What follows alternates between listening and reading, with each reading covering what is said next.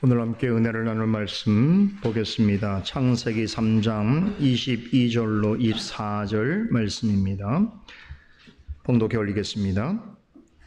여호와 하나님이 가라사대 보라, 이 사람이 선악을 아는 일에 우리 중 하나같이 되었으니 그가 그 손을 들어 생명나무 실과도 따먹고 영생할까 하노라 하시고, 여호와 하나님이 에덴 동산에서 그 사람을 내어 보내어 그의 근본된 토지를 갈게 하시니라. 이같이 하나님이 그 사람을 쫓아내시고 에덴 동산 동편에 그룹들과 두루 도는 화영검을 두어 생명나무의 길을 지키게 하시니라. 아멘. 지난 몇 주 동안 창세기 3장에 언급된 내용을 자세하게 살펴보았습니다. 앞서 여러 번 말씀드렸습니다만 창세기 3장은 성경 전체 내용에 있어서 뿐만 아니라 하나님의 주도로 이루어지는 구원 역사에 금과 옥조라고 하는 말이 어울릴 만큼 너무나 귀중한 교훈을 전해주고 있습니다. 창세기 3장에 기록된 모든 내용은 이후에 등장하는 모든 성경 이야기의 이정표 역할을 하고 있습니다. 인간의 타락과 하나님의 구원은 전체 성경에서 가장 중요한 핵심입니다. 창세기 3장은 이 주제를 본격적으로 다루고 있는 최초의 말씀입니다. 그런 점에서 볼 때 창세기 3장의 내용을 배제하고 성경을 논한다는 것은 상상조차 하기 어려운 일입니다. 지금까지 창세기 3장 강서를 잘 들으셨다면 지금 제가 드리는 말씀의 의미를 충분히 이해하고 공감하리라 생각됩니다. 지금 드리는 말씀의 의미를 여전히 잘 모르겠는 분은 지난 몇 주간 전해드린 이 창세기 3장 강설을 다시 한번 주의 있게 청취해 보시기를 권해드립니다. 일전에 두 번 언급해 드린 기억이 있는데 창세기 3장은 창조, 타락, 구속이라는 기독교 세계관의 기본 틀에서 타락과 구속에 관한 기원을 설명해 주고 있습니다. 창세기가 모든 것의 시작과 근본이 되는 책이라고 한다면 창세기 3장은 성경에서 가장 중요하게 여기는 인간 타락과 구원의 역사의 시작을 들려주는 장이라고 할 수 있습니다. 그런데 불행하게도 오늘날 창세기 3장 내용을 인간의 상상력으로 만들어진 허구적인 이야기 혹은 종교적 신화 정도로 취급하려는 이들이 많습니다. 문제는 교회 안에도 이와 비슷한 생각을 가진 사람들이 점점 많아지고 있다는 것입니다. 성경을 하나님의 말씀이라고 하면서도 창세기 3장에 나오는 이야기들을 예를 들어 사탄이 뱀으로 나타난 일이나 하와가 뱀과 만나서 대화를 나눈 내용이나 아담과 하와가 선악과를 먹고 에덴 동산에서 쫓겨난 이야기를 한낱 옛날 옛적 동화 이야기 정도로 생각하는 이들이 많습니다. 어떤 신학자들과 목회자들은 창세기 3장은 고대 근동 지역에 유행하는 신화적인 이야기를 차용한 것이라고 공개적으로 주장하고 있기도 합니다. 만약에 이런 것들이 조금이라도 사실이라면 성경에서 가장 중요하고 핵심적인 주제인 하나님의 구속사는 존재 이유와 목적을 상실하게 될 것입니다. 또한 성경은 실제 역사를 기록한 책이 아니라 세상의 많은 종교의 신화들처럼 사람들에 의하여 가공되고 고안된 이야기가 될 것입니다.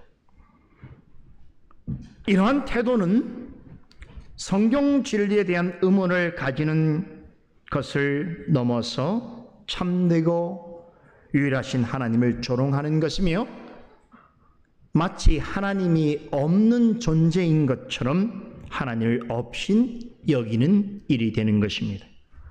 최근에 신학계 안에서 창세기와 관련해서 해묵은 논쟁이 계속되고 있습니다. 그것은 창세기는 특별히 창세기 1장에서 3장의 내용이 역사인가 허구인가 하는 논쟁입니다. 우리와 전혀 다른 신학과 신앙을 가진 이들은 창세기 중에서도 특히나 창조, 타락, 구속의 기원에 대해서 밝히고 있는 1, 2, 3장의 역사성과 모세의 저작서를 부정하고 있습니다. 창세기 1, 2, 3장을 중대하게 생각해야 하는 이유는 단지 창세기의 첫 부분이기 때문만이 아닙니다. 이후로 전개되는 모든 성경의 나머지 부분에 기초를 놓아주고 있기 때문입니다. 모든 성경은 창조, 타락, 구속이라는 성경 이야기 기본 틀을 제시하고 있는 창세기의 첫 부분에 나오는 이 석장의 내용의 근거 위에 진술되고 있다고 해도 과언이 아닙니다. 창세기 3장이 지닌 중대한 가치에 대해서 한 가지만 더 말씀드리면, 대부분 창세기 3장은 인간이 범죄하여 하나님의 진노를 받아 에덴 동산에서 쫓겨나는 이야기를 전하는 것이라고 생각합니다만, 이보다 더 중요한 사실이 있습니다. 창세기 3장의 모든 이야기는 실은 예수 그리스도와 관련되어 있다는 사실입니다. 그리스도를 빼놓고는 창세기 3장을 제대로 이해할 수 없습니다. 성령의 감동으로 신약 성경을 기록한 저자들은 이 사실을 잘 깨달았습니다. 이 점에 있어서 사도 바울은 아주 탁월한 해석을 제시하고 있습니다. 그는 로마서 5장에서 아담과 그리스도를 연결지어 고찰하는 방식으로 창세기 3장 전체 내용의 핵심을 이렇게 요약하고 있습니다. 중요한 내용이어서 우리 성경을 한번 찾아서 읽어보도록 하겠습니다. 로마서 5장 12절로 21절 말씀을 보겠습니다.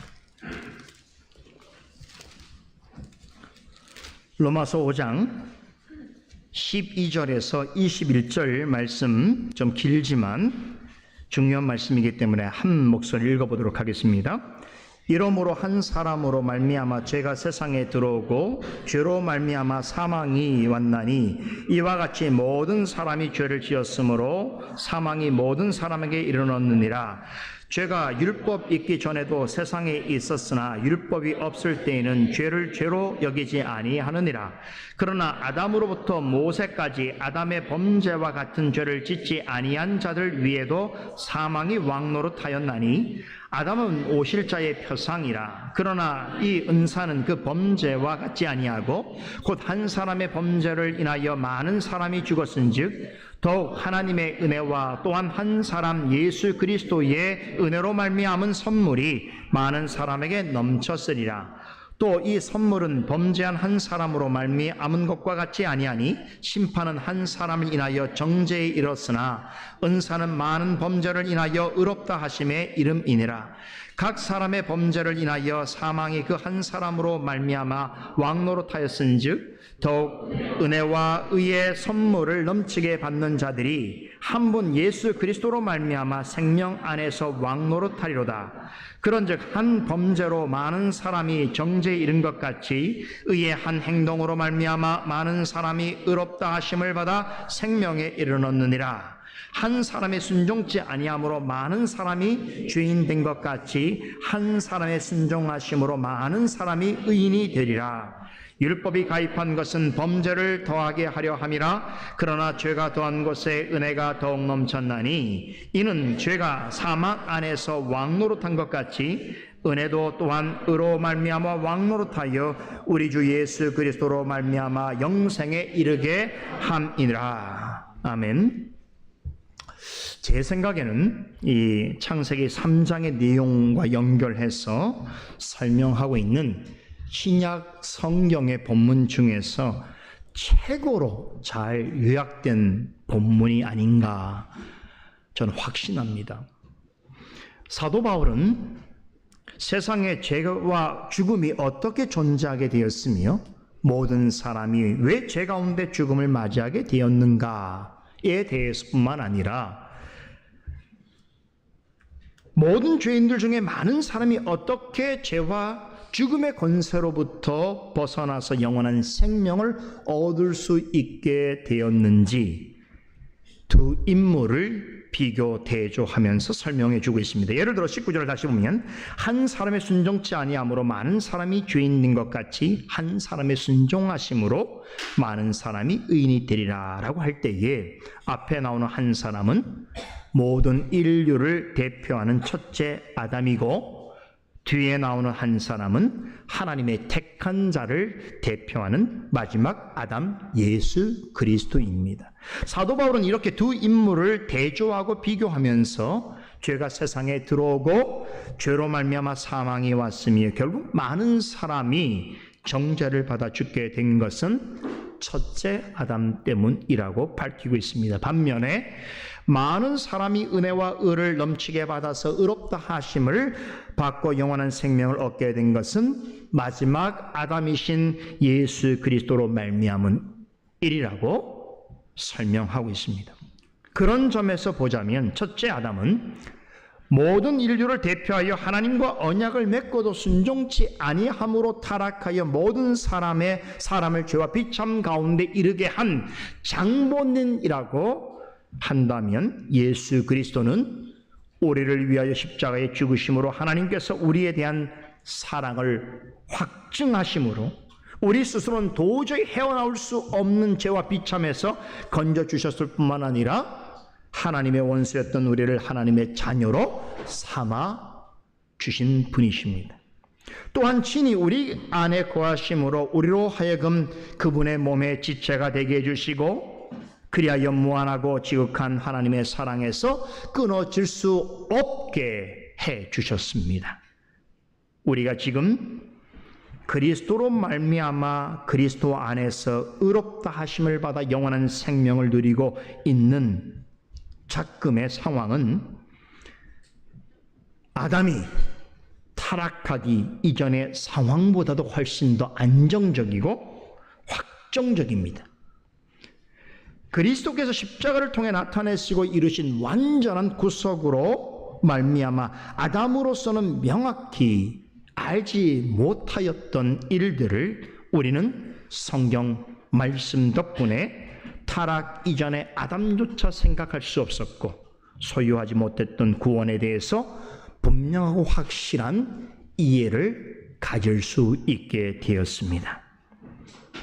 구원의 관점에서 본다면 지금 여러분과 저는 타락 전 아담보다도 더 나은 처지에 있다고 할 수 있습니다. 앞에서 창세기 3장의 모든 내용이 그리스도와 관련되어 있다라고 말씀드렸는데 그렇습니다. 그리스도를 어떻게 생각하느냐에 따라서 창세기 3장은 완전히 다른 이야기가 될 수 있습니다. 그리스도를 쏙 빼놓고 창세기 3장을 대한다면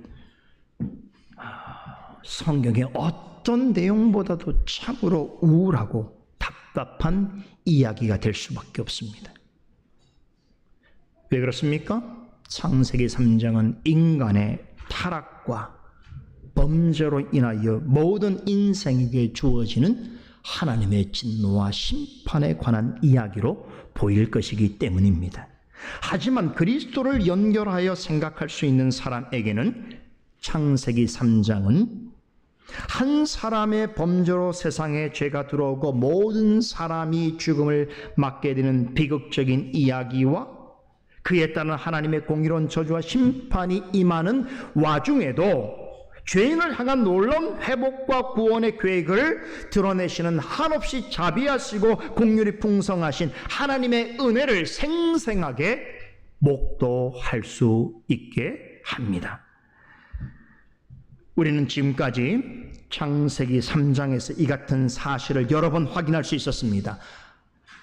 아담과 하와가 범죄하였을 때에 여전히 하나님께서는 언약의 하나님으로서 먼저 그들에게 말씀으로 찾아오셨습니다.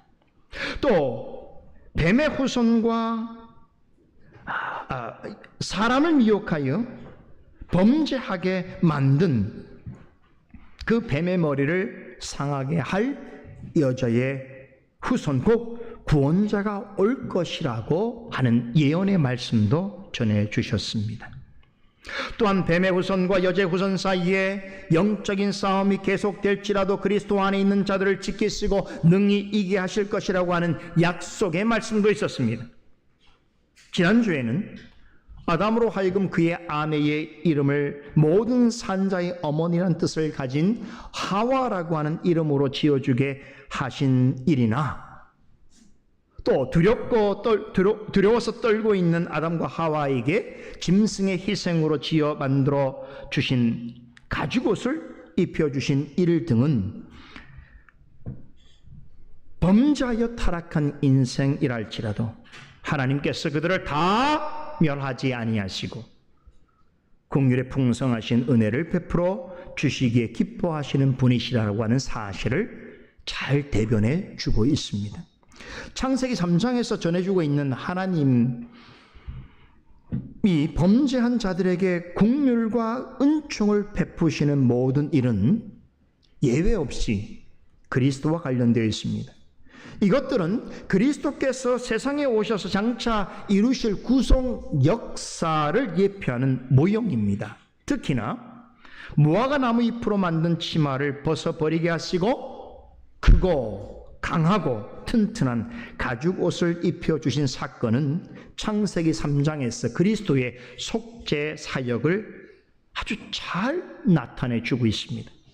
이런 죄인을 구원하시는 유일한 방법은 그리스도께서 죄인을 대신하여 자기 자신을 희생제물로 드리시고 그것을 하나님께서 기뻐 받으시는 일밖에 없다는 것을 잘 설명해 주고 있습니다.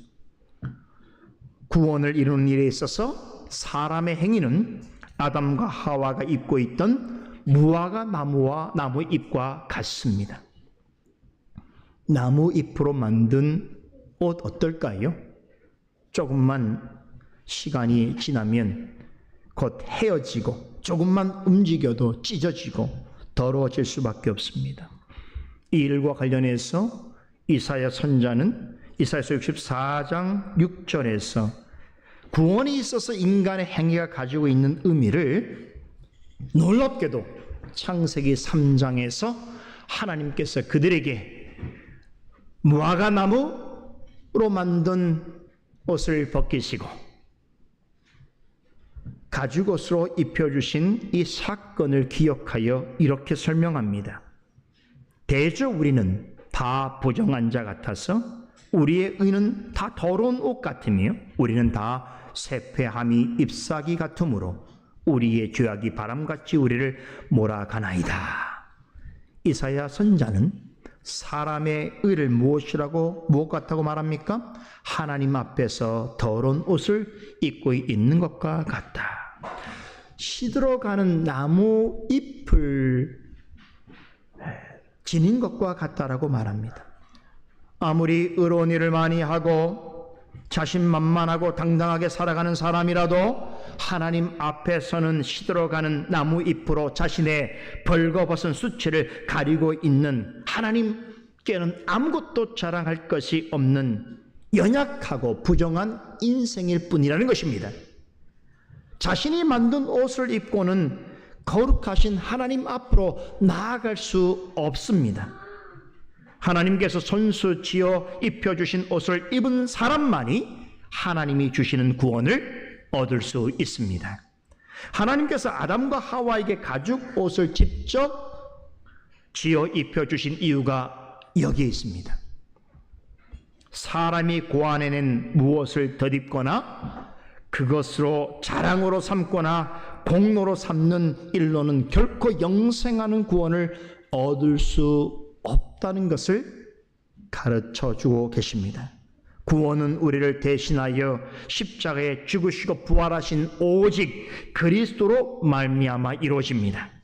이 사실을 깨닫게 해주시려고 하나님께서는 범죄한 아담과 하와에게 가죽옷을 지어 입히셨습니다. 신약성경 갈라디아서 3장에 보면 사도 바울은 그리스도로 말미암아 구원받은 사람을 그리스도로 옷 입은 자라고 묘사합니다. 로마서 13장의 결론 부분에서는 그리스도와 한 몸 된 성도를 가리켜서는 예수 그리스도로 옷 입은 자라고 하면서 마치 창세기 3장에 나오는 아담과 하와가 실패한 일을 기억하고 있듯이 자기 정욕을 위해서 육신의 일을 도모하지 말고 너희는 더욱 예수 그리스도의 옷을 입자라고 권면합니다. 예수 그리스도의 옷은 사람이 만들거나 사서 입을 수 있는 것이 아닙니다. 오직 하나님의 은혜로 입혀주셔야 하는 옷입니다. 천국은 오직 예수 그리스도의 옷을 입은 자만이 들어갈 수 있습니다. 내가 만든 의의 옷을 입고 가는 것이 아닙니다. 하나님께서 죄인을 위해 준비해 놓으신 예복을 입어야 합니다.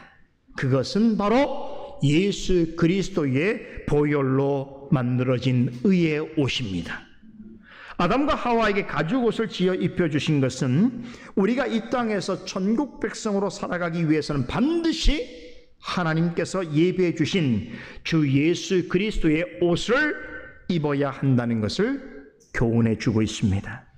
예수 그리스도의 옷을 입는다는 것은 이제 나는 세상과 마귀에게 속한 자가 아니라 그리스도에게 속한 인생으로 그리스도로 말미암아 죄 용서함을 받고 내 안에 계신 그리스도를 나의 진정한 구원자요 나의 유일한 주님으로 믿고 고백하면서 그분의 말씀을 따라 살아가는 것을 말합니다. 아담과 하와는 가죽옷에 담긴 이와 같은 영적 의미를 지금 우리처럼 명확하게 깨닫지 못했습니다. 타락은 언제나 구속의 필요성을 요구합니다. 그런데 아담과 하와는 구속받기를 간절히 원하였으면서도 하나님께서 가죽옷을 손수지어 입히시는 이 일이 함의하고 있는 그리스도를 통한 구속의 의미를 마치 안개 낀 풍경을 마주하듯이 정확하게 볼 수 없었습니다. 그런 점에서 아담의 상태와 비교하자면 우리에게는 하나님의 지혜와 은혜의 부요함이 더욱 풍성하게 드러나 있다라고 말할 수 있는 것입니다. 완성된 성경 계시를 통해서 그리스도의 구속에 대해서 명징하게 알 수 있는 입장에 있는 우리는 그러한 아담에 비하면 크고 심오한 복을 누리고 있는 자들인 것이 분명합니다. 믿으십니까? 이것은 창세기 3장의 내용을 그리스도와 관련하여 올바로 이해할 때만 이해되어질 수 있는 말씀입니다. 당초 계획으로는 오늘 이 시간에 창세기 4장의 첫 번째 단락 내용을 여러분과 함께 나누기를 원했습니다. 그런데 제가 지난 한 주 동안 창세기 3장의 이 남은 세 구절을 묵상하는 동안 제 마음이 바뀌었습니다. 창세기 3장을 한 번 더 살펴보는 것이 좋겠다라고 하는 생각을 갖게 되었는데 제가 생각을 바꾸게 된 특별한 이유가 있습니다. 그것은 창세기 3장이 가지고 있는 성경 전체에 있어서의 그 의미의 중요성, 무게감도 있지만 무엇보다 본장에 언급된 실제 사건의 공간적 배경이 되는 에덴 동산에 대해서 좀 더 생각해 볼 것이 있기 때문입니다. 3장의 이야기는 아담과 하와가 에덴 동산에서 추방되는 이야기로 마칩니다. 이후로는 가끔 문학 속에서 에덴 동산이 실낙원 혹은 잃어버린 낙원이라고 하는 의미로 언급될 뿐 이후의 성경에서는 더 이상 언급되지 않습니다. 이제 창세기 3장 이후로는 에덴 동산을 억지로 만나기가 어렵습니다. 그래서 오늘 중점적으로 살펴보게 될 창세기 3장 22절, 24절 말씀에서 우리는 첫 인류가 에덴 동산에서 보낸 마지막 순간의 이야기를 살펴보게 될 것입니다. 저는 오늘 아담과 하와가 에덴 동산에서 쫓겨나는 말씀을 통해서 여러분들이 꼭 기억하고 있어야 할 에덴 농산에 관한 교훈을 여러분과 함께 나누기를 원합니다. 또한 그들을 에덴 농산으로부터 쫓아내시는 과정에서 조차 하나님께서 드러내시는 그리스도를 통한 구원의 계획에 대해서 여러분과 함께 나누기를 원합니다. 지금까지 우리는 아담과 하와가 범죄한 일에 대해서 재판장으로 임하신 하나님의 신문과 최종 판결 내용을 살펴보았습니다. 신문과 판결은 하나님의 생각하시는 순서에 따라 다르게 진행되었다고 했지요. 신문은 남자, 여자, 뱀 순으로 진행되었으나 판결은 뱀, 여자, 남자 순으로 행하셨습니다. 자, 이제 선고를 마쳤으니 남은 일은 하나입니다. 뭐만 남았습니까? 범죄한 자들에게 형벌을 집행하는 일만 남아 있습니다. 하나님은 아담과 하와를 에덴 농산에서 추방하시기 전에 그들에게 그리할 수밖에 없는 이유를 밝히셨습니다. 이 내용이 22절에 나옵니다. 보라, 이 사람이 선악을 아는 일에 우리 중 하나같이 되었으니 그가 그 손을 들어 생명나무 실과도 따먹고 영생할까 하노라 라고 하셨습니다. 하나님은 그들을 에덴 동산에서 내쫓으시기 전에 마지막으로 그들이 범한 죄악에 대한 하나님의 심경을 밝히셨습니다. 먼저 보라 라고 외치셨습니다.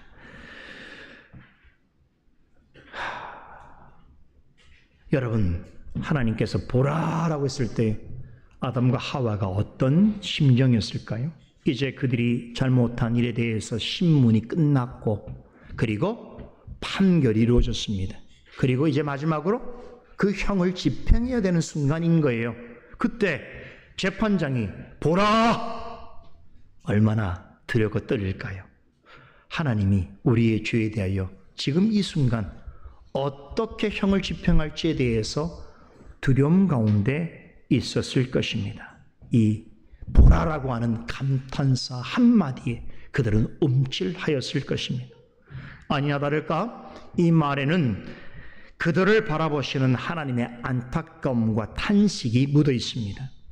보라라고 말씀하신 후에 먼저 이 사람이 선악을 아는 일에 우리 중 하나같이 되었도다라고 하셨습니다. 이 말은 그들이 정말로 하나님과 같은 신적인 존재가 되었다라고 하는 의미가 결코 아닙니다. 오히려 그들이 오직 자기 욕심을 쫓아서 하나님처럼 선과 악을 스스로 판단하고 결정하는 자유로운 존재가 되려고 하나님께서 금하신 나무의 열매를 먹은 이 반역적인 행동에 대한 책망인 것입니다. 이 말씀의 의미를 풀어 설명하면 이렇습니다. 내가 금지한 열매를 먹은 결과가 어떻게 되었느냐? 나의 형상을 따라 지음받은 자로서 너희에게 주어진 합당한 자리에 만족하지 아니하고 너희 스스로가 선악의 판단자가 되고자 너희의 삶의 주인이 되려고 한 그 행동이 과연 잘한 일이었더냐? 너희가 나를 떠나서 너희 스스로 자유롭고 독립적인 존재가 되려고 한 일이 너희 자신과 너희 후손들에게 무슨 유익을 끼쳤는가 생각해 보거라. 뱀에게 동조한 너희의 생각은 모든 불행의 원인이었고 너희 마음은 전에 없던 수치심과 두려움으로 가득하게 되었으며 너희는 공의로운 심판과 형벌을 받아야 할 처지에 있게 되었구나 라고 말씀하시는 것입니다. 즉 보라, 이 사람이 선악을 아는 일에 우리 중 하나같이 되었다라고 하신 것은 뱀의 유혹에 스스로 넘어진 그들의 교만과 무죄를 강하게 질책하시는 말씀입니다. 자, 여기서 한 가지 주목할 점이 있습니다. 하나님께서는 이 부분에서 그들에게 유혹자에 대해서는 아무 말씀도 하지 아니하신다는 것입니다. 아담과 하와가 뱀의 유혹을 받은 것은 맞지만 결국 죄를 범한 것은 그들 자신이었습니다. 자식들이었기 때문입니다. 이 부분에 있어서 이번 여름 수련회 때 우리가 공부할 야고보서의 저자인 야고보 장로는 야고보서 1장 14절에서 오직 각 사람이 유혹을 받아서 죄를 범하는 것은 자기 자신의 욕심 때문이라고 했습니다. 사도 요한의 편을 빌리면 그들이 평소에 뱀과 가까이 지냈고 뱀이 전해주는 말에 귀를 기울였으며 뱀이 말대로 스스로 하나님과 같은 존재가 되는 방법에 관심을 갖고 결국 선악과 열매를 함께 먹게 된 것은 그 모든 것이 육신의 정욕과 안목의 정욕과 이생의 자랑을 쫓는 자기 욕심 때문이었다는 것입니다. 그러므로 죄를 범한 자는 누구도 아니라라고 핑계할 수 없습니다. 설령 죄를 범하도록 유혹자가 있고 동조자가 있을지라도 죄를 범한 것은 그 자신입니다. 22절에 보라 이 사람이 선악을 아는 일에 우리 중 하나같이 되었다라고 하신 것은 너희가 나의 명령을 어기고 행한 죄악된 일의 결과가 무엇인가 돌아보라 라는 의미입니다. 아담과 하와는 죄를 범함으로 자신들이 원하는 것을 얻었는가? 다시 말해서 하나님과 같은 존재가 되었는가 자문해 보라는 것입니다. 그들이 하나님으로부터 벗어나서 스스로 자율적이고 독립적인 삶을 살아갈 수 있게 되었는지는 모르지만 그것은 결코 그들 자신들에게 있어서나 그들의 후손들에게 좋은 일도 옳은 일도 아니었습니다. 하나님의 형상을 따라 지음받은 고귀한 존재로서 누리던 모든 특권과 지위를 송두리째 잃게 되었습니다. 그리고 하나님과의 영적 교제가 단절되었습니다. 죄의 죄와 죽음의 지배 아래 있게 되었습니다. 그리하여 마침내 그들을 위하여 지어주신 낙원에서 쫓겨나게 되었습니다. 하나님은 그들을 쫓아내시기 전에 그들이 쫓겨나는 것은 하나님과의 언약을 깨뜨린 자들에게 약속하신 정당한 형벌이라고 하는 사실을 다시 한번 일깨워 주셨습니다. 그리고는 친히 그들을 낙원 밖으로 내쫓으시는 구체적인 이유를 제시하셨습니다. 그가 그의 손을 들어 생명나무 열매도 따먹고 영생할까 하노라라고 하는 말씀에 그 이유가 언급되어 있습니다. 쉽게 말하자면 아담과 하와가 다시는 동산 중앙에 있는 생명나무 열매를 먹지 못하도록 하시기 위하여 에덴 동산으로부터 내쫓으셨다라고 하는 말입니다. 말은 그렇죠. 그런데 주의할 점이 있습니다. 이 말씀을 문자적으로만 받게 되어지면 아주 큰 오해가 발생할 수 있습니다. 아담과 하와를 에덴 동산에서 내쫓아야 하는 이유가 단지 그들로 하여금 생명나무 열매를 먹지 못하도록 하기 위함이라면 이런 질문들이 일어날 수 있습니다. 이 말인즉슨 선악과 열매를 먹은 이후에 그들이 생명나무 열매를 먹으려고 호시탐탐 기회를 노리고 있었다는 말인가? 그렇다면 생명나무 과실을 먹기만 한다면 이전처럼 영생을 얻을 수 있다는 말인가? 그것이 사실이라면 선악과 열매는 사람을 죽음에 이르게 하는 독이 들어있고 생명나무 열매는 죄로 죽어가는 사람에게 새 생명을 공급해주는 신비롭고 효과적인 약이 들어있다는 말인가? 그렇기 때문에 하나님이 범죄한 아담과 하와가 생명나무에 접근하는 것을 막기 위해 아예 그들을 에덴 동산으로부터 쫓아내셨단 말인가? 어떻습니까? 이 말씀을 문자적으로만 생각하면 이러저러한 오해와 의문이 생길 수밖에 없습니다. 만약에 이런 식으로 본문을 이해한다면 가장 치명적인 문제가 무엇인가 하면 하나님을 이방 신화에 나오는 신들과 동격이 되어지는 신존재로 만들어 버린다는 것입니다. 그리스 로마 신화에 나오는 신들은 대부분 의인화된 신의 모습을 하고 있습니다. 말이 신이지 실은 사람의 성품과 성향을 그대로 드러냅니다.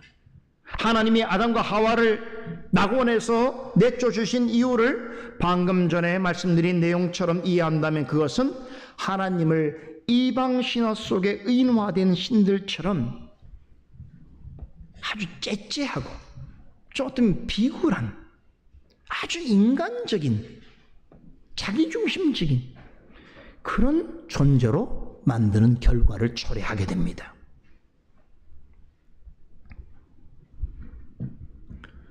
일전에 에덴 동산을 소개하는 본문을 다룰 때에 동산 중앙에 하나님이 심어두신 생명나무와 선악을 알게 하는 나무에 대해서 설명을 드렸습니다. 여러분, 생명나무라고 해서 이 열매를 먹으면 자동적으로 생명이 주어지는 것이 아닙니다. 선악을 알게 하는 나무라고 하니 그 열매 안에는 독 같은 것이 있어서 그것을 먹으면 죽게 되는 것으로 생각하면 안 됩니다. 사람이 죽게 된 것은 하나님의 말씀에 불순종해서이지 단지 선악과 열매를 먹었기 때문이 아닙니다. 사람의 생명도 마찬가지입니다. 생명나무 열매 자체에 있다고 생각하면 큰 오산입니다. 생명나무는 사람의 생명의 근원이 오직 하나님께 있다는 것을 보증해 주는 표지입니다. 하나님께서는 생명나무를 동산 가운데 심어두심으로 아담과 하와가 그것을 볼 때마다 사람의 생명은 하나님께 있으며 하나님은 모든 사람의 생사를 주관하시는 유일하신 분이라고 하는 것을 기억하게 하셨습니다. 다시 말씀드리지만 생명나무 자체가 생명을 주는 것은 절대로 아닙니다. 생명나무를 통해 생명의 주인이신 하나님을 더욱 바라보고 의지하도록 하시기 위하여 생명나무라고 하는 이름을 붙인 나무를 동산 어디서나 볼 수 있도록 동산 중앙에 심어 두셨습니다. 그런데 아담과 하와는 생명나무로 상징되는 창조주이시며 생명의 주인이신 하나님의 말씀을 거부하고 마귀의 생각에 동조하여 스스로 하나님과 같은 존재가 되고자 했습니다. 그로써 타락 이전에 하나님께 순종하기만 하면 영생과 복락을 누릴 수 있도록 약속된 기회를 스스로 차버리고 말았습니다. 이렇게 하여 행위 언약이 파기되게 되었습니다. 하나님께서 생명나무 열매를 다시 먹지 못하도록 조치를 취하신 이유가 바로 여기 있습니다. 아담과 하와로 하여금 타락하기 이전에 하나님과 맺은 언약이 그들의 죄악된 행실로 말미암아 상실되었다는 것을 알리신 것입니다. 선악과 열매를 먹은 이후에 아담과 하와는 영적으로 하나님과 완전히 단절되었습니다. 다시 말해 이전에 주셨던 타락 이전에 생명이 박탈되었습니다. 그들은 여전히 육신적으로는 살아 있었지만 영적으로는 죽은 자와 다를 바 없었습니다. 하나님은 그들의 범죄로 인해 발생한 이 같은 심각한 변화와 변질을 깨달아 알도록 생명나무 열매에 접근할 수 없는 조치를 취하셨습니다. 이제 아담과 하와는 타락 이전의 시간으로는 되돌아갈 수 없게 되었습니다. 즉 이전과 같이 순종하는 행위를 통하여 영생 얻을 수 있는 기회가 완전히 사라지게 되었습니다. 그들이 타락전 상태로 돌아갈 수 없을 뿐 아니라 어떤 행위로도 하나님 앞으로 나아가 구원을 이룰 수 없게 되었습니다. 선악과를 먹기 전까지만 하더라도 그들은 하나님과 직접적으로 교통하는 관계였습니다. 하지만 이후로는 그런 하나님의 관계가 끊어졌습니다. 설령 그들이 손을 뻗어서 생명나무 열매를 먹는다 하더라도 그런 행위를 통해서는 다시는 영생을 얻을 수 없게 되었습니다. 생명나무에 달린 열매를 전부 다 먹는다 하더라도 소용없는 일이 되고 만 것입니다. 본문 22절에 그가 그의 손을 들어 생명나무 열매도 따먹고 영생할까 하노라 라고 하는 이 말씀에 의미하는 바가 이것입니다. 생명나무가 상징하는 의미는 그대로이지만 죄로 말미암아 하나님과의 언약이 파기되어진 이상 타락하기 이전에 주어진 생명나무와 관련된 약속은, 그 언약은 모두 무효화되었다라고 하는 뜻입니다. 에덴 동산의 생명나무는 죄 없는 상태에 있는 사람에게만 의미가 있었습니다. 죄를 범한 상태에서는 생명나무 열매를 아무리 많이 먹는다고 하더라도 죽음과 심판을 피할 수 없게 되었습니다. 이렇게 본질적으로 달라진 상황에 처한 아담과 하와에게 하나님께서는 더는 생명나무 열매를 취할 수 없게 하시고 그들을 에덴 동산으로부터 내쫓으셨습니다. 에덴 동산은 하나님의 뜻을 따라서 온전히 말씀에 순종하는 사람에게만 의미 있는 장소였기 때문입니다. 하나님은 창조 마지막 날에 하나님의 형상을 따라 지은 사람으로 하여금 하나님이 누리시는 안식에 동참하도록 하시기 위하여서 에덴의 동쪽 지역에 동산을 만드시고 바깥 세상과 구별되도록 울타리를 치셨습니다. 그리고 그것으로 사람을 이끄셨습니다. 아담과 하와가 하나님이 주시는 구별된 안식을 누리기에 아주 적합한 장소로 그곳을 택하셨습니다. 아담과 하와는 이곳에서 하나님께서 창조 7째 날에 약속하셨던 안식, 하나님이 주시겠다고 하신 그 안식을 실제로 맛보아 누릴 수 있었습니다. 이를 위해서 하나님께서는 모든 곳에 계시지만 에덴 동산에서는 친히 임재하셔서 마치 동산을 거니시는 분으로 자신을 나타내셨습니다. 이렇게 에덴 동산은 하나님이 거하시는, 거니시는 거룩한 성소와 같았습니다. 일전에 제가 에덴 동산의 지형에 대해서 설명드릴 때에 에덴 동산에는 4개의 강이 나오는데 그 강의 근원에서부터 흘러나온 물이 온 땅을 적시는 그런 형국을 지닌 지형이라고 말씀을 드렸지요. 그런데 이 에덴 동산의 이 모습이 에스겔 47장에서는 에스겔 선자가 환상 중에서 하나님께서 보여주신 하늘 성전의 모습을 그대로 닮아 있습니다. 하늘 성전을 보니까 문지방에서 물이 나와서 사방으로 흘러가는 모습을 보여주고 있었습니다. 즉 에덴 동산과 하늘 성전의 모습은 매우 비슷한 것입니다. 에덴 동산이 성소와 닮은 꼴이라고 하는 것을 말해주는 예는 이외에도 더 있습니다. 에덴 동산에는 각종 보기에 아름답고 먹기에 좋은 나무들이 많았습니다. 하나님께서는 이것들을 통해서 동산에 머무르는 아담과 하와에게 일용할 양식으로 삼게 하셨습니다. 성막의 성소 안에는 떡상이 있었습니다. 이것은 이와 같은 의미를 지닙니다. 떡상에는 언제나 12개의 떡이 놓여져 있습니다. 여기서 12이라고 하는 숫자는 이스라엘 12지파를 의미하지만 실제적인 뜻은 하나님의 모든 택한 백성을 가리킵니다. 즉 성소 안에 있는 떡상 위에 항상 12개의 떡이 놓여져 있다는 것은 하나님의 모든 택한 백성들에게 하나님께서 영육간에 필요한 양식을 풍성하게 공급해 주신다는 것을 나타내는 상징입니다. 또한 성막 안 성소에는 살구나무 형상의 등잔대도 있었습니다. 이 역시 에덴 동산과 관련되어 있습니다.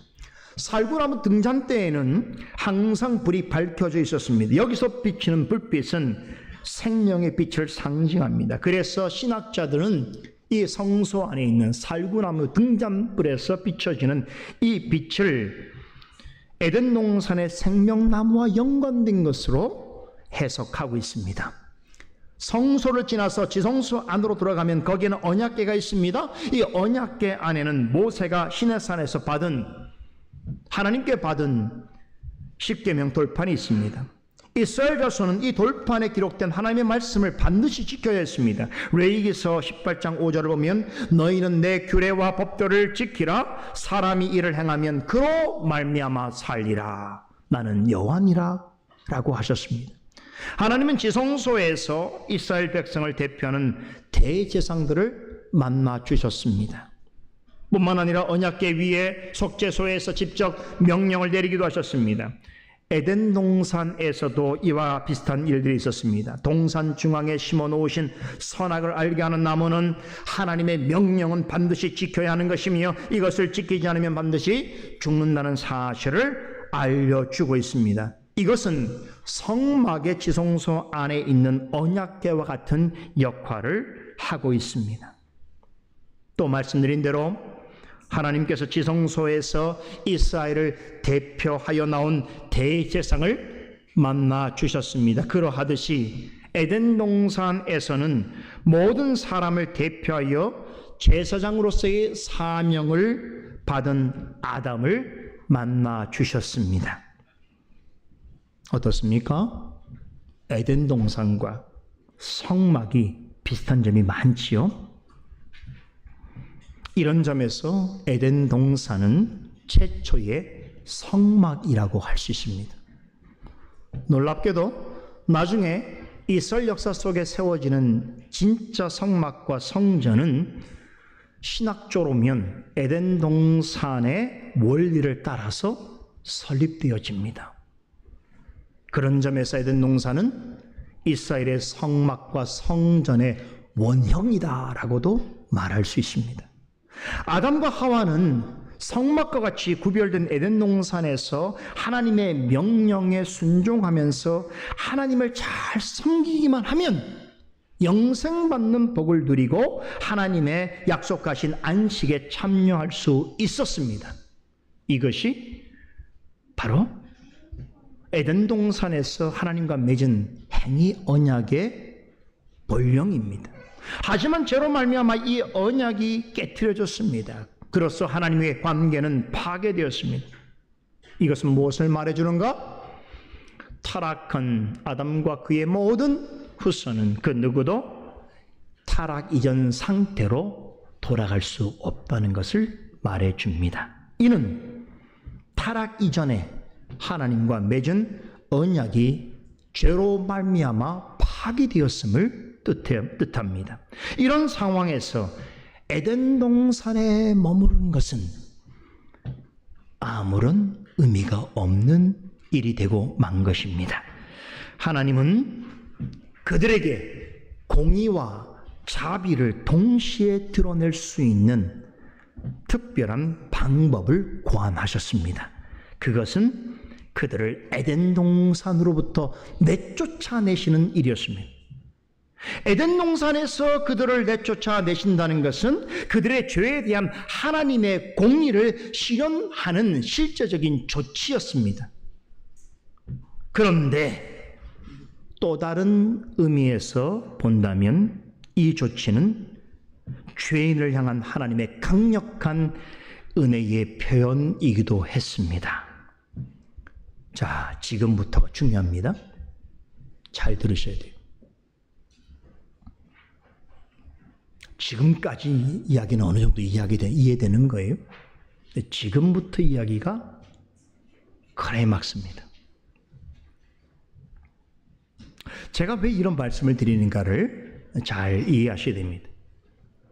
에덴 동산에서 그들을 내쫓은 것이 그것은 분명히 그들이 하나님께 범한 죄에 대한 하나님의 형벌로서 하나님의 공의를 실현하는 조치였지요.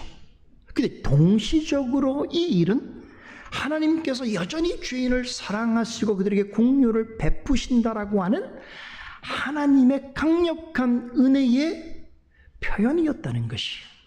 왜 그런 말을 하는가? 여러분, 한 가지 질문을 드려봅니다. 여러분에게 있어서 아담과 하와가 에덴 동산에서 쫓겨나는 이 이야기는 어떤 느낌으로 남아 있습니까? 대부분의 사람들에게 있어서는 이 일은 이 장면에서 어둡고 음산하고 심지어는 무서운 느낌을 받습니다. 왜 그렇습니까? 이것은 형벌이기 때문에 그렇습니다. 하지만 이 장면에는 또 다른 느낌이 있습니다. 말로 다 표현할 수 없을 만큼 크고 놀라운 하나님의 사랑과 긍휼이 담겨 있습니다. 만약에 제가 해화를 그릴 수 있는 은사가 저에게 있다면 전 이 장면을 정말 표현하고 싶어요. 제가 말로 표현할 테니까 누가 그려보세요. 유력한 시도자가 여기 있어요. 한번 그려보시면 좋을 것 같아요. 우린 보통 이 장면을 생각할 때는 어떻습니까? 아담과 하와가 에덴 동산으로부터 쫓겨나는 이 장면은 무섭기도 하고 두렵기도 하고 음산하고 음울한 느낌을 받습니다. 그런데 제가 이 장면을 그림으로 묘사할 수 있다고 한다면,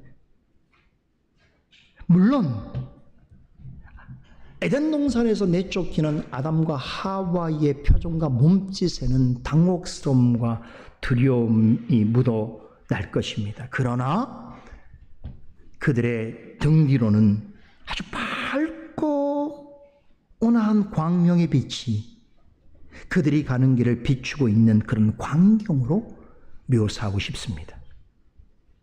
그들 머리 위에 짙은 구름 사이로 강렬하고 찬란한 빛이 내리비치는 모양을 그 그림으로 표현하고 싶습니다.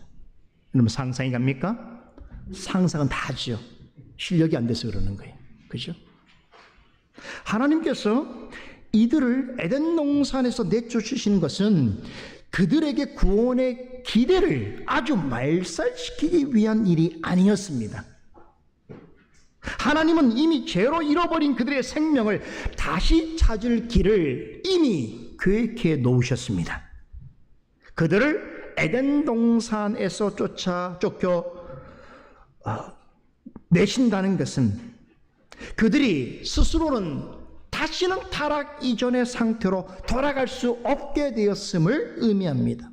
이것은 영생을 얻을 방법이 사람에게는 전혀 있지 않게 됨을 의미하는 것입니다.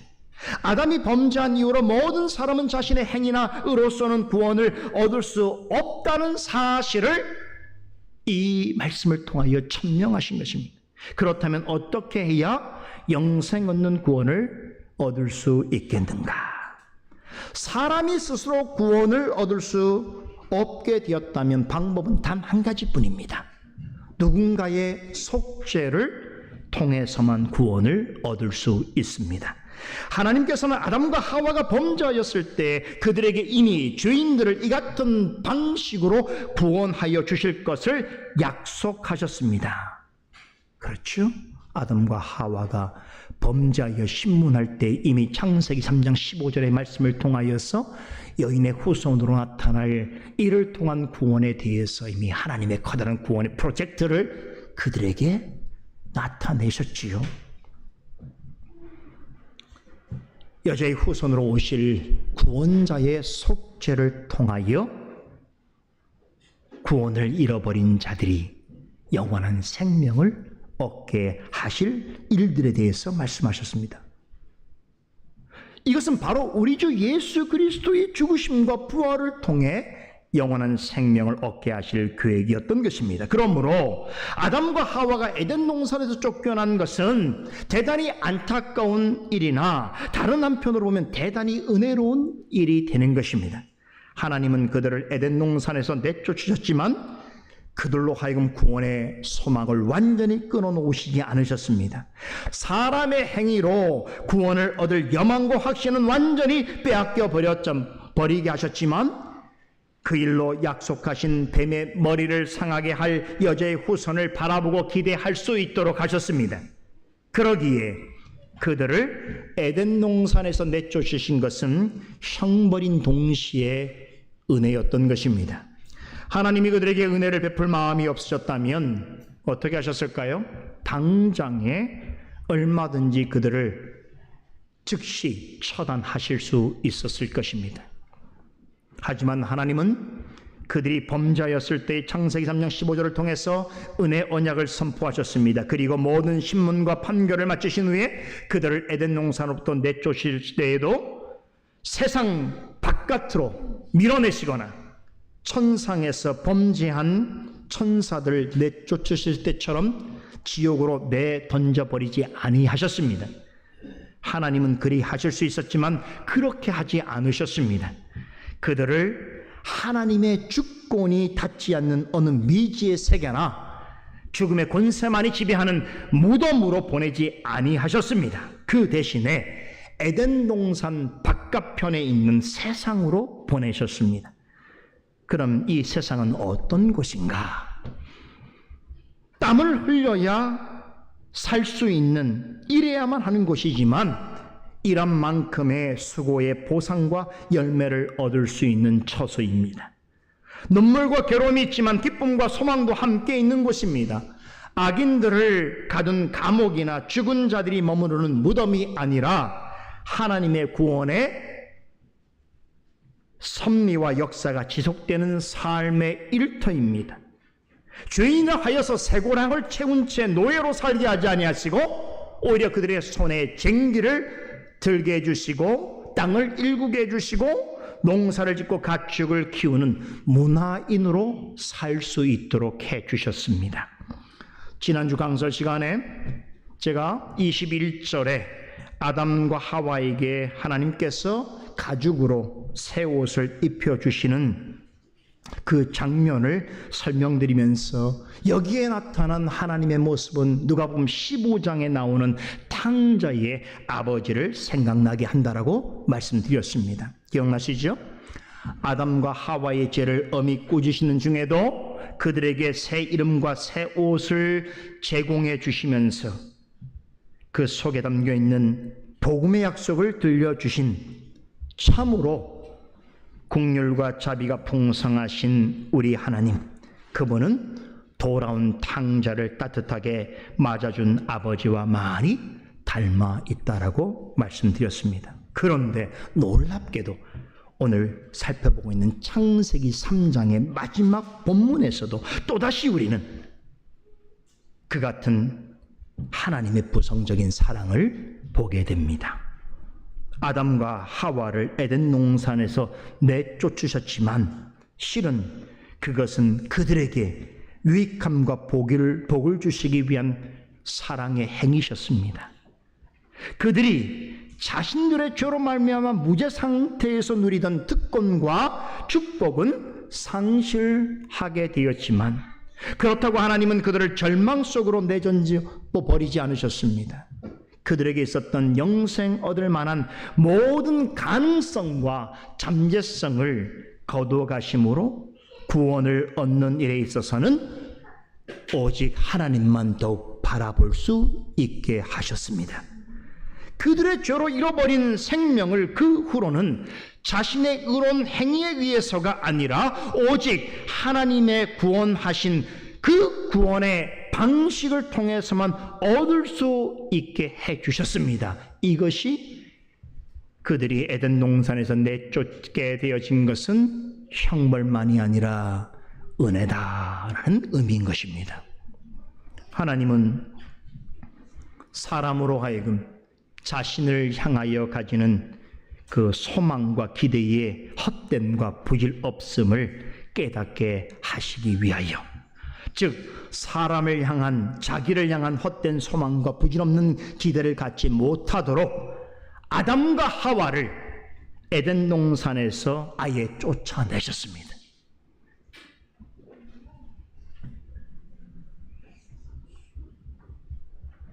그리고 그것을 불칼을 손에 쥐고 있는 천사들을 동원하여 그들로 하여금 동산으로 접근하는 것을 완전히 막으셨습니다. 그래서 이제는 그 누구도 에덴 동산으로 들어갈 수 없게 하셨습니다. 왜 그렇습니까? 죄인들이 구원받을 길은 더 이상 에덴 동산에 있지 않기 때문입니다. 하지만 우리에게 에덴 동산보다 더 확실한 성막과 성전이 우리에게 있게 하셨습니다. 바로 우리 주 예수 그리스도이십니다. 우리의 참 성소이자 진정한 성전이신 예수 그리스도께서는 우리의 영원한 생명을 위하여 새롭고 산 길이 되어 주셨습니다. 그리스도를 믿고 따르는 길은 이전에 에덴 동산에서 아담과 하와가 행하던 길과는 달리 절대로 실패가 없는 완전히 새로운 길이요, 생명으로 나아가는 유일한 살아있는 길입니다. 그리하여 예수님께서는 친히 나는 곧 길이요 진리요 생명이니 나로 말미암지 않고는 아버지께로 올 자가 없느니라 라고 선언하셨습니다. 그렇습니다. 이제 우리는 그리스도로 말미암아 아담과 하와가 타락 전에 에덴 동산에서 누렸던 것보다 더 크고 복된 삶을 살아갈 수 있게 되었습니다. 나는 길이요 진리요 생명이니 라고 말씀하신 그리스도의 가르침을 따라서 하나님 앞으로 나아가는 사람은 그분의 십자가 보혈로 열려진 새롭고 산 영원한 생명과 복을 누리게 될 것입니다. 창세기 3장의 마지막 세 구절은 우리에게 이와 같이 보배로운 은혜의 말씀을 전해주고 있습니다. 제가 3장을 떠나기 전에 4장으로 들어가기 전에 다시 한번 여러분과 창세기 3장의 마지막 세 구절을 살펴보게 된 이유가 여기 있습니다. 기도하십시다. 거룩하신 하나님, 은혜를 감사드립니다. 우리에게 허락해 주신 창세기 성경을 통해서 우리의 생각과 경험과 지식으로는 도저히 도달할 수 없는 태초의 시간 속에 하나님께서 첫 인류에게 행하신 그 놀라우신 일들을 통하여 모든 인생과 모든 역사를 주관하시고 다스리시며 특별히 그 가운데 택하신 자들을 구원하시는 그 놀라우신 구원의 경륜과 섭리를 말씀을 통하여 분명하게 드러내 주심을 감사드리옵나이다. 그리하여 지금 우리가 말씀을 통하여 깨닫게 되어지는 이 진리의 내용들은 타락 이전에 아담과 하와가 누렸던 특권보다도 더 귀하고 복된 줄 믿사오니 그것은 그들이 그토록 바라고 소망할 수밖에 없었던 여인의 후손이자 우리의 참되고 유일한 주여 그리스도이신 우리 주 예수 그리스도께서 우리에게 길이 되어주시고 진리가 되어주시고 생명이 되어주시며 우리로 하여금 새롭고 살아있는 영원한 생명과 복을 누리게 해주시는 줄 믿사오니 그런 은혜를 입고 살아가는 모든 성도들이 선포되어지는 말씀 속에서 무한한 하나님의 위로와 긍휼과 은혜를 맛보아 누리게 하여 주시옵소서. 감사드리며 예수 그리스도 이름으로 기도드리옵나이다. 아멘.